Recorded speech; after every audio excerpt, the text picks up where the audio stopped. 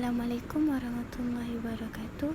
Saya Nurul Anis Azira binti Isa, bernombor kad matrik D193124338. Okey, hari ini saya ingin membentangkan mengenai tajuk nusyuz. Sekarang saya ingin menerangkan mengenai takrif nusyuz. So, kalau kita nak tahu dengan lebih lanjut pasal nusyuz ni, kita mestilah kena tahu maksud dia dulu kan. Okey. Nusyuz ni membawa maksud kepada dahaka dan tidak taat. Perkataan ini diambil dari perkataan nusyuz dengan shin bersukun atau berbaris di atas.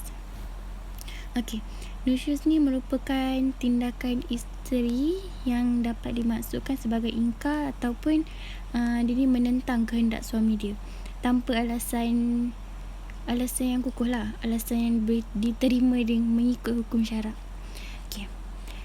Isteri nusyuz bermaksud isteri yang mendahakai dan tidak mentaati suami sebagaimana yang diwajibkan oleh Allah Subhanahu Wa Taala. Okey, pada slide yang seterusnya kita mempelajari mengenai hukum nusyuz.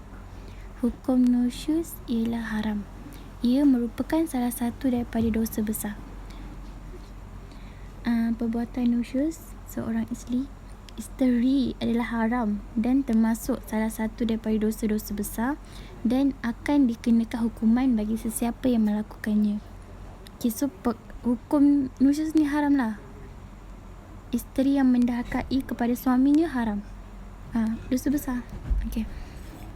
Sabda Rasulullah SAW, apabila seorang lelaki mengajak isterinya ke tempat tidur, lalu isterinya tidak datang dan suami tidur dalam keadaan yang marah, maka malaikat akan melaknat isteri itu sehingga subuh. Okey, seterusnya kita kena tahu macam mana nusyuz ni boleh berlaku. Isteri dikira mendahaka kepada suami apabila dia tak lagi taat dan dia selalu ingkar kepada suami dia. Okey, kat sini ada 3 contoh yang saya senaraikan. Yang pertama, isteri keluar rumah tanpa alasan yang munasabah dan tanpa kebenaran suami dia. Okey, contohlah dia nak keluar dengan kawan-kawan dia ke, dia nak pergi makan-makan ke. Dia keluar tu tanpa kebenaran suami dia. Dia tak tanya pun suami dia. Dia tak minta izin kat suami dia.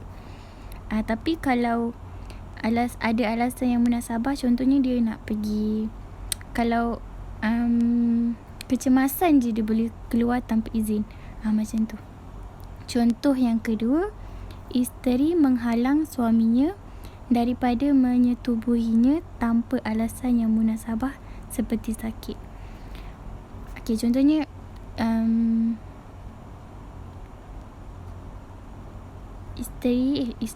isteri dia tak boleh halang suami dia daripada menyetubuhinya lah.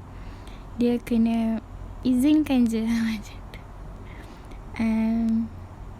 Kecuali dia betul-betul sakit. Kalau dia betul-betul sakit, baru dia boleh tolak permintaan suami dia. Kalau dia tak sakit, dia tak boleh tolak. Itu dikira nusyuz dan dikira dosa besar. Okey, yang ketiga, suami memanggil isterinya tetapi tidak diendahkannya dengan membuat halnya sendiri. So, kalau suami panggil, kita kena sahut lah. Tak boleh nak biarkan je nampak. Tak boleh lah. Kita tak boleh nak biarkan suami kita. Kita kena layan elok suami kita sebab suami kan. Okay. Yang seterusnya, contoh lain lah. Ni yang saya bagi.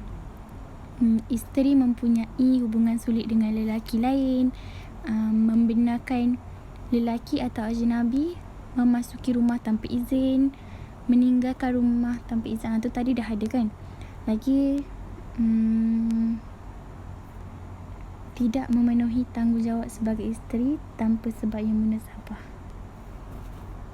Itu pun sama macam isteri menghalang suami dia untuk menyetubuhi itu kan. Okey, itu je lah. Okey, seterusnya cara-cara mengatasi masalah yang seterusnya mengenai suami nusyuz. Okey, nusyuz ni dia tak berlaku dekat isteri je. dia boleh juga berlaku kepada suami. Jika suami berlaku zalim seperti tidak menunaikan hak isteri dalam pembahagian giliran bermalam atau hak nafkah atau bercakap atau bertindak kasar terhadap isteri, isteri hendaklah memperingatkan suaminya terhadap haknya yang mesti ditunaikan. Yang seterusnya, isteri juga hendaklah memberi amaran kepada suami mengenai akibat buruk kezalimannya tersebut. Jika peringatan tersebut berkesan, maka itulah cara yang terbaik. Tapi jika tidak berkesan, masalah tersebut hendaklah dibawa kepada pemerintah iaitu kadi untuk isteri mendapatkan haknya kembali. Tugas kadi mesti mewajibkan suami memberikan giliran bermalam, menunaikan segala hak isteri dan tidak berlaku zalim terhadap isteri. Jika perselisihan ini berpanjangan, kadi boleh melantik 2 orang perantara sebagaimana yang telah kami sebutkan sebelum ini untuk menyelesaikannya, atau menceraikan mereka berdua jika jalan penyelesaiannya menjadi buntu. Kalau dah tegur masih tak berkesan, kalau dah buat macam-macam masih tak berkesan, suaminya masih melakukan benda yang salah, macam dia nusyus lah, suami dia masih nusyus, dia ni bercerai lah untuk menyelesaikan semua perkara tu. Okey, slide yang seterusnya kita mempelajari langkah-langkah mencegah nusyus. Yang pertama, suami hendaklah menjalankan tanggungjawab masing-masing dengan sempurna. Yang kedua, suami dan isteri hendaklah berunding dan bertolak ansur apabila menghadapi masalah. So bila ada masalah, problem, selesaikan elok, bincang elok, jangan gaduh-gaduh. Yang ketiga, suami dan isteri hendaklah sentiasa peka terhadap keperluan masing-masing. Yang keempat, suami dan isteri hendaklah menghayati ajaran agama dengan sempurna. Bila ajaran agama sempurna dalam diri kita ni, kita tak adalah melakukan kesilapan itu selalu. Kita tahulah apa yang salah, apa yang buruk, apa yang tak elok. Yang kelima, bersikap terbuka dan mengelakkan sangkaan buruk terhadap pasangan. Kalau ada apa-apa, janganlah terus nak marah. Bincang dulu, jangan cemburu buta ke. Itulah langkah-langkah mencegah daripada berlakunya nusyus. Ini antara keratan surat khabar yang mengenai nusyus lah. Ada 4 contoh kat sini. So nusyus ni banyak berlaku dekat negara kita.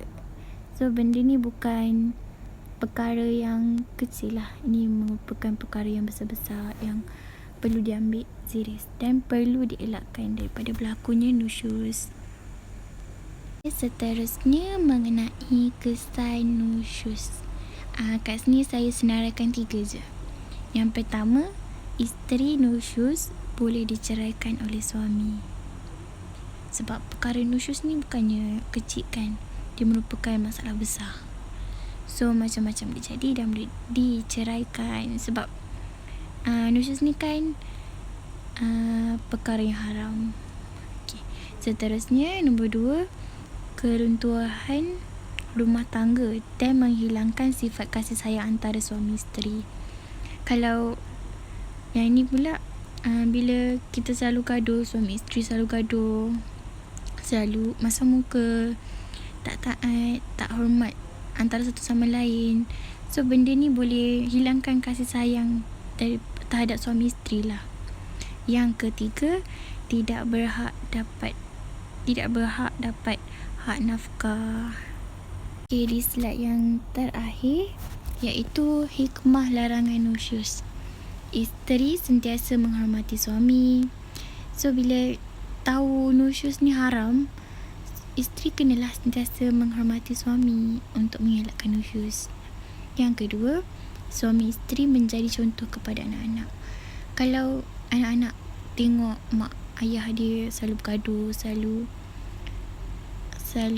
selalu memasam muka, so benda tu akan menjejaskan anak lah. Diorang ni akan fikir macam-macam, akan menjejaskan otak anak-anak. Yang seterusnya, mengelakkan berlaku penceraian dan dapat menambahkan kasih sayang. Bila suami isteri tahu tanggungjawab masing-masing, benda ni boleh menambahkan kasih sayang lah. Yang terakhir sekali, mengelakkan isteri daripada melakukan dosa.